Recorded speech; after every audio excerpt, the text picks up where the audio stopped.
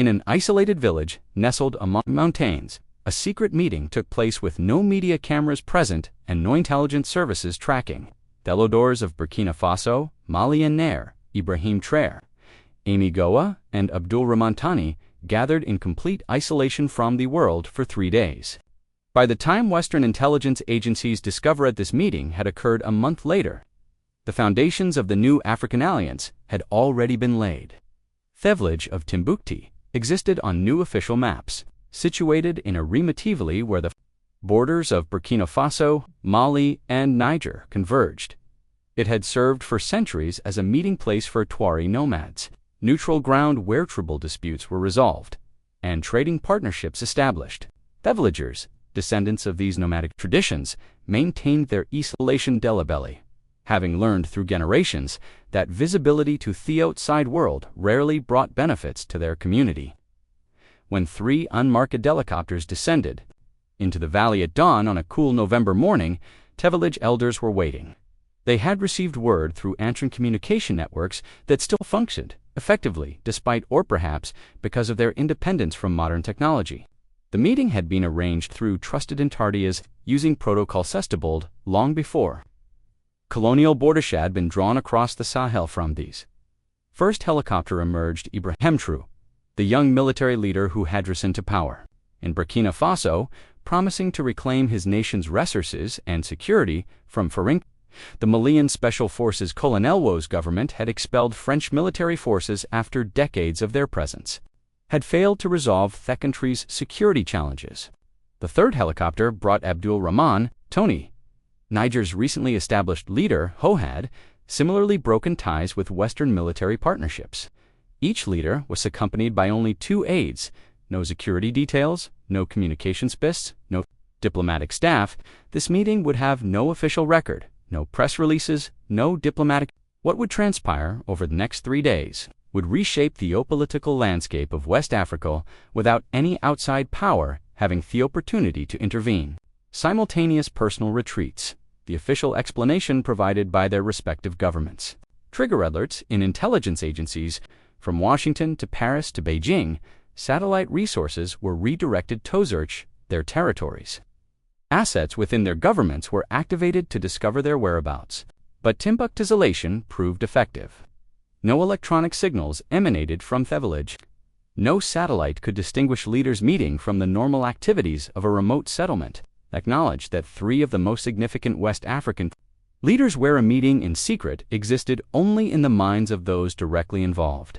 Inside the village's central meeting structure, a circular building constructed of local stone with a thatched roof designed to maintain cool temperatures even in Sahel's harsh climate. The 3 leaders sat around a simple wooden table. There were no flags, no official seals, no trappings of state power. Here they were simply 3 men representing nations with shared histories and challenges. "Gentlemen," began Traoré at 34, the youngest of the 3, but the one who had initiated this unprecedented ring. "We meet as equals, as Africans, and as leaders facing the same fundamental challenge: how to secure true independence for our nations and prosperity for our people. When the systems of global power are designated specifically to prevent both, go nodded in agreement. Mali has experienced this reality directly when we demanded the of French forces that had operated in our territory for a decade without resolving our security situation. We faced immediate economic pressure, diplomatic isolation, and thinly veiled threats of intervention. Niger's experience has been identical," added Tiani. "The moment we asserted control over our uranium resources and questioned the value of Western military presence, we were transformed overnight from strategic partners to rogues to tame their diplomatic language." For the first hours, the discussion focused on shared experiences, the similar patterns of response from Western powers when African nations attempted to chart independent courses. The information operations depicting these leaders as autocrats whose removal would somehow benefit their populations. But as the sun reached its zenith above the village, the conversation shifted from shared grievances to strategic possibilities. What had begun as a meeting to coordinate individual, national approaches evolved into something more fundamental. Framework for a new type of regional alliance. Our individual nations lacked the scale to resist external pressure effectively. Resources the global economy cannot function without. Their sources were indeed substantial. Burkina Faso's gold reserves, Mali's vast deposits of gold, uranium, and rare earth elements, Niger's uranium, essential for nuclear energy production. Together, these nations controlled natural wealth that major powers depended upon, wealth that had been extracted for centuries with minimal benefit to local populations. What I am proposing, continued True, is not merely coordination, but integration, not a traditional alliance based on military cooperation, but a new economic and resource entity that fundamentally alters our relationship with external powers. As night fell over the village, illuminated only by lanterns that cast long shadows across the meeting chamber, the outline of this new entity began to take shape. They called it simply the Sahel Confederation, a structure that would integrate their resource management, create shared financialisms independent of former colonial systems, and establish collective security arrangements. This second day of discussions focused on the practical implementation of this vision. The leaders and their aides, specialists in economics, security, and diplomacy, worked through the technical details. Ofut would become the most significant issue of African sovereignty since the independence movements of the 1960s. The economic framework they developed had centered on a revolutionary approach to resource management. Rather than Maryland nationalizing extraction operations, a strategy that had historically prompted intervention from former colonial development, built under strictly controlled terms, the tendered primary benefits flowed to local economies. More radically, they designated a new currency system, the Sahel franc, backed by the collective mineral wealth of the three nations, be controlled entirely by the Confederation, with no external oversight or approval requirements. The currency question is fundamental, explained Traoré's economic advisor, Dr. Aminata Sankara. True independence remains impossible. Financial sovereignty is the foundation of all other forms of sovereignty. These security arrangements were innovative. Rather than creating a traditional military alliance that might trigger direct intervention from global powers, they established a distributed network. Each nation would maintain its own military forces, but coordinate closely through integrated command structures. More importantly, they would share intelligence and counterintelligence capabilities, creating a collective shield against the covert operations that had destabilized ethcult's African governments.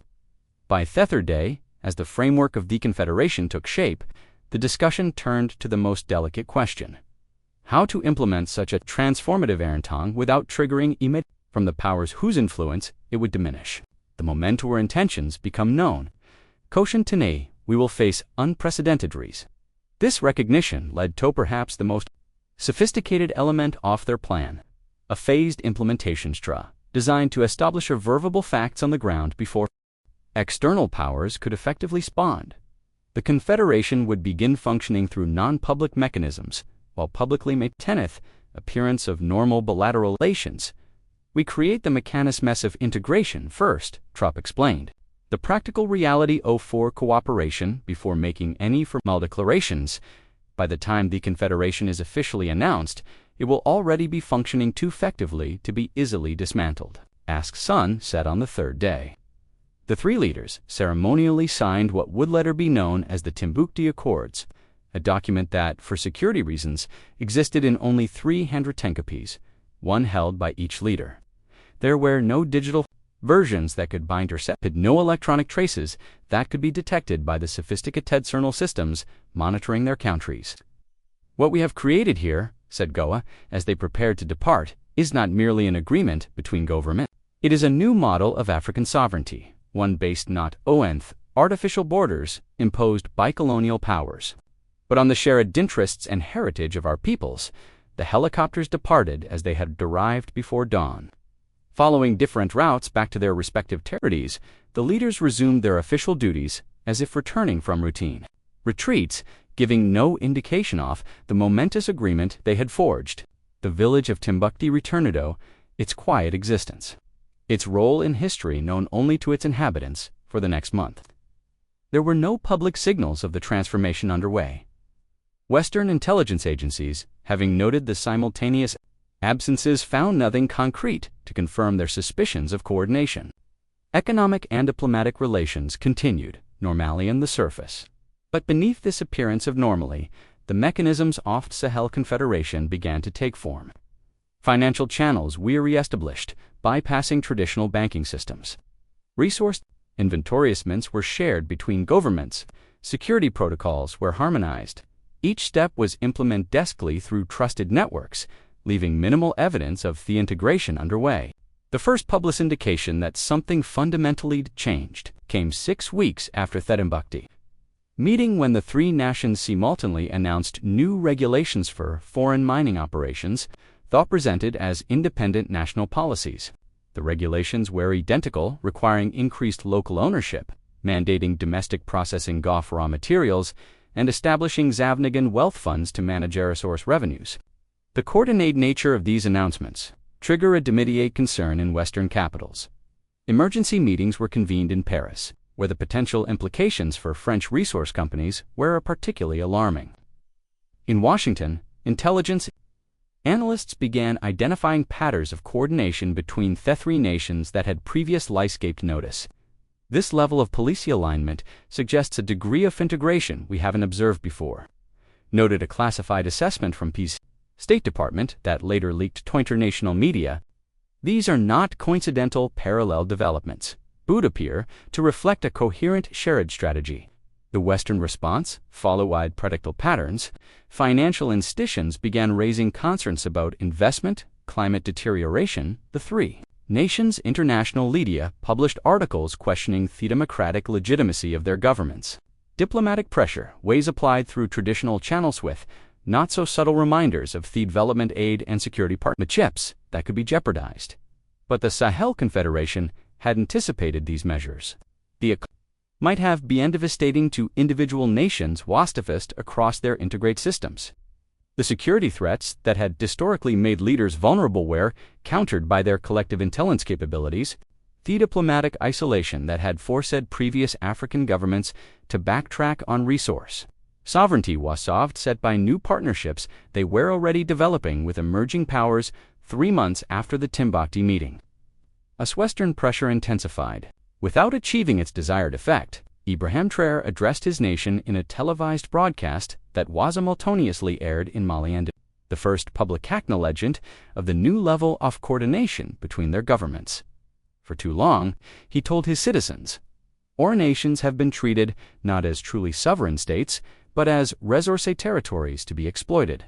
For too long, we have been told that our development depends on following models designed by those who have historical benefit from our underdevelopment. For too long, we have negotiated as individual nations from positions of weakness against unified global powers without explicitly naming the Sahel Confederation. That formal announcement would come later when the integration was more advanced.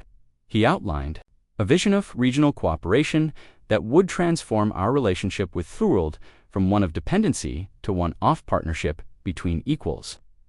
The response from citizens across all three nations was overwhelmingly positive. Despite the economic challenges created by Western pressure, populations that had seen minimal benefits from decades of foreign-controlled resource extraction embraced promise of genuine sovereignty. Public rallies in support of the new approach filled city squares from Ouagadougou to Bamako to Niamey. This popular support represented perhaps the most significant miscalculation by those opposing the Confederation. Western policy had long been based on the assumption that economic pressure would translate into popular dissatisfaction with governments that challenge external control.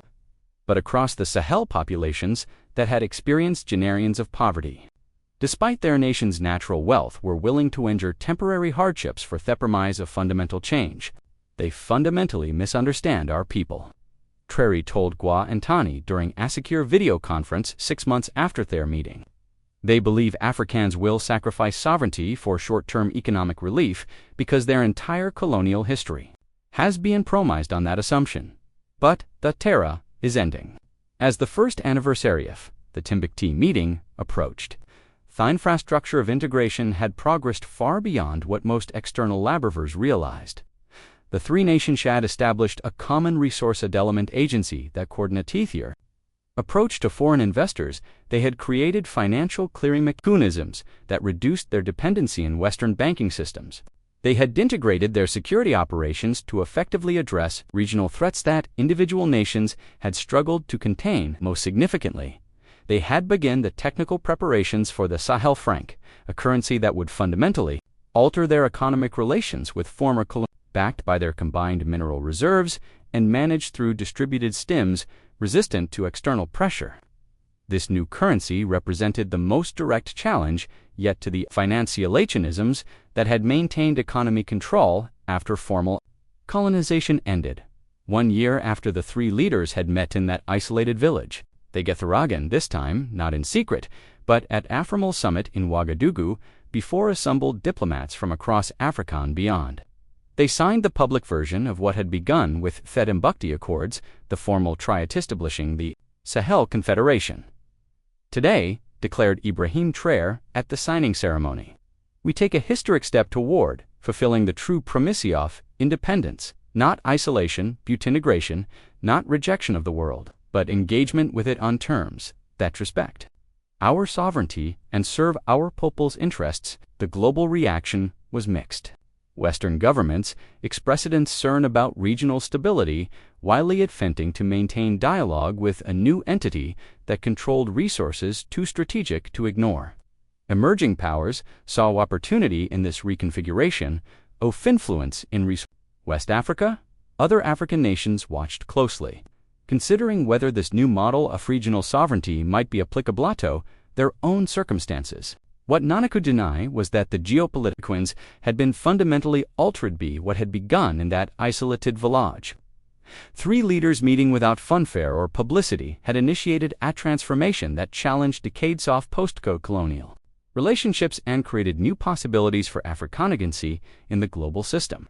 For Ibrahim Traoré, who had envisioned this approach and convinced his counterparts of its viability, the Confederation represented fulfillment of the promise he had made when assuming leadership that Burkina Faso's resources would benefit its people rather than enriching distant elders, by recognizing that this goal could only be achieved through regional integration.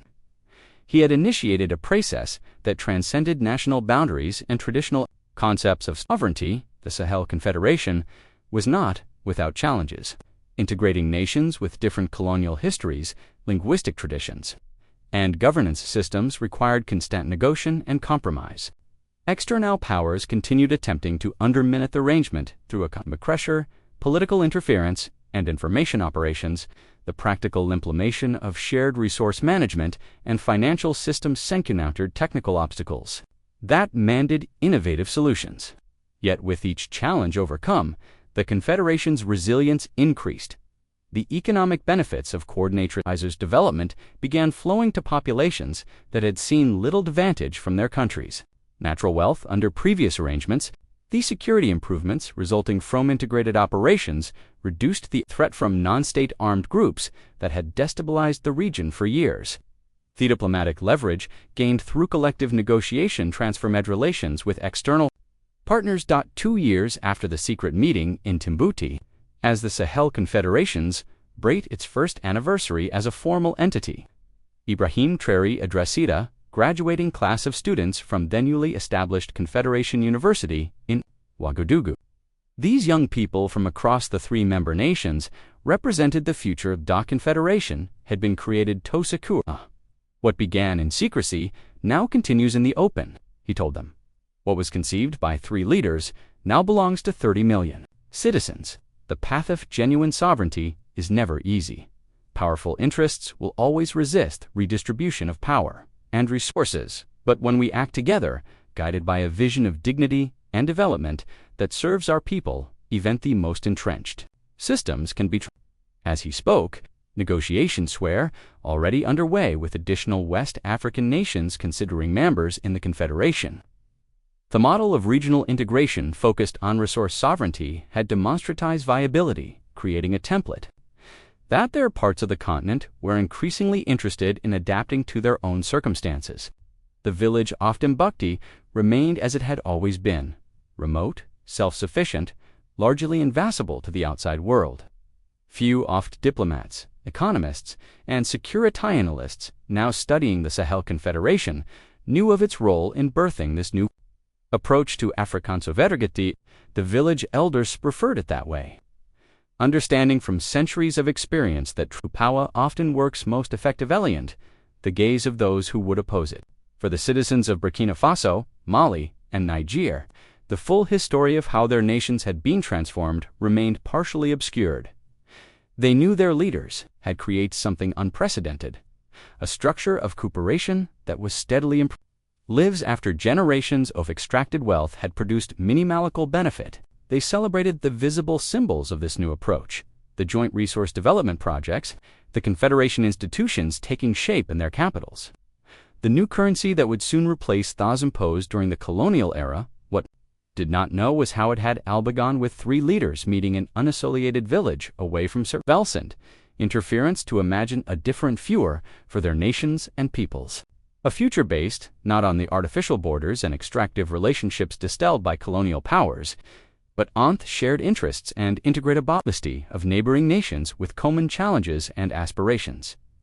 Ibrahim Traoré had understood that so much transformations could only begin beyond the observation of those invested in preventing them.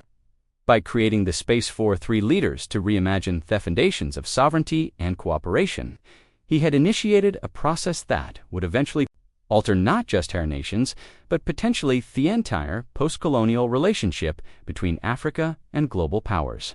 The secret meeting that Western intelligence service discovered only after it had already achieved its purpose represented more than a tactical success in evading surveillance.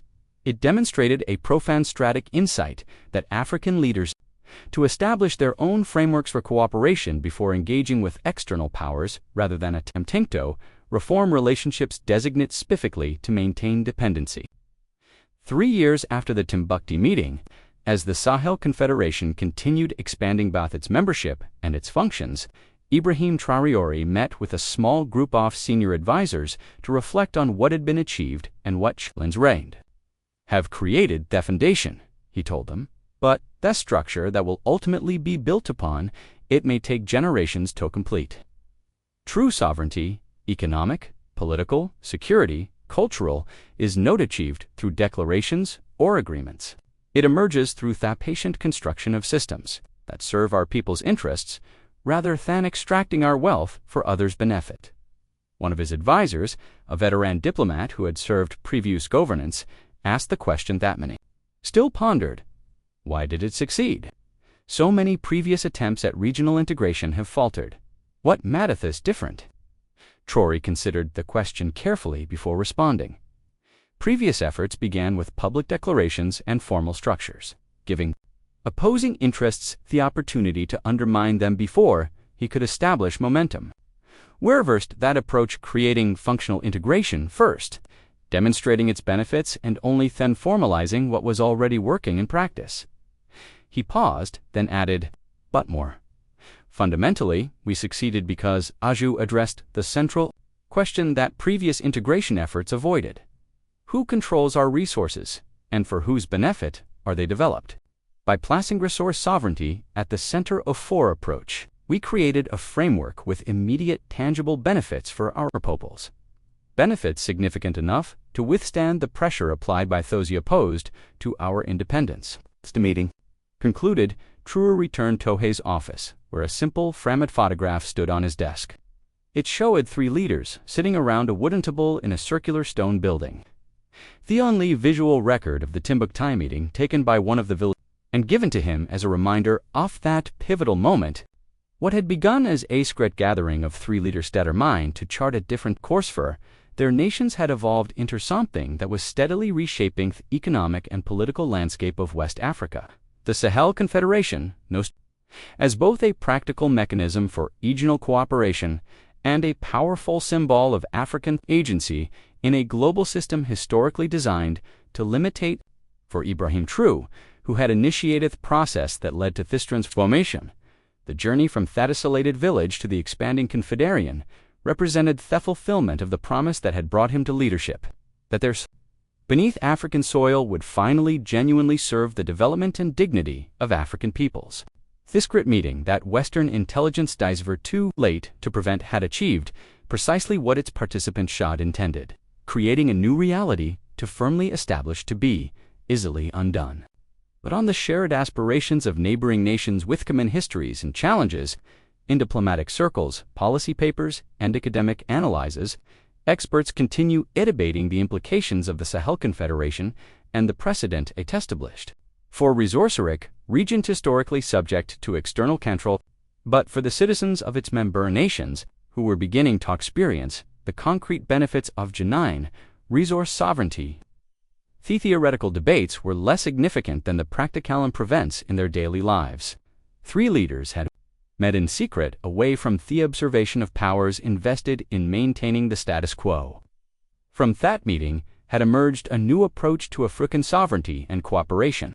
One that began with the fundamental question of who should benefit from Africa's vast natural wealth and constructed systems designed to ensure that the answer finally included the African peoples to whom those resources rightfully belong.